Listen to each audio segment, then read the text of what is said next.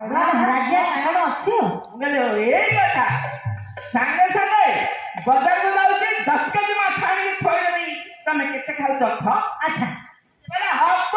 ହବନି ଜିଦିଆ ଝିଅଟା ଜିଦି କରିଦେଲା ଆମର ଯୋଉ ବନ୍ଧ ପାଣିକି ପଇସା ଦିଆଯାଇଛି ସେଇ ବନ୍ଧରୁ ମାଛ ଆସିଲେ ଖାଇବି ନହେଲେ ଖାଇବି ଆଚ୍ଛା ଆଚ୍ଛା ତମେ ସେଠି କଣ କଲ ଗାମୁଛାଟି ଧରିକି ଆଇଲେ ଚାଲି ବନ୍ଧ ହଁ ହେଲେ ବଡ ଜାଲ ପକେଇକି ତ ସବୁ ନେଇ ଯାଇଛନ୍ତି କଣ ଆଉ ଅଛି କି ମତେ ମିଳିବ ଅରୁଆ ହେଇଗଲା ଦେଖିଲା ବେଳକୁ ବନ୍ଧ କୋଣରେ 2-4ଟା ମାଛ ପାଟି ପାଖ ପାଖ ପଡୁଛି ନାଇଁ ଜାଲ ମାଡ଼ ଖାଇକି ହାଲିଆ ହେଇଯାଇଛନ୍ତି ଗାମୁଛାଟା ଦେଖେଇ ଦେଲେ ଗୋଟେ ଥରରେ 3ଟା ମାଛ ପଡିଗଲେ ମା ହଉ ହେଲା ତ ହଉ 2 ଲୋକ 3ଟା ମାଛ ହଁ ହେଲା ଆଜ୍ଞା ଯେମିତି ମାଛ ଧରିବା ଆଣିଛି ହଁ ଚାଲ ପୁଣି ବାଡ଼ିଆ ପିଟା ପୁଣି ବାଡ଼ିଆ ପିଟା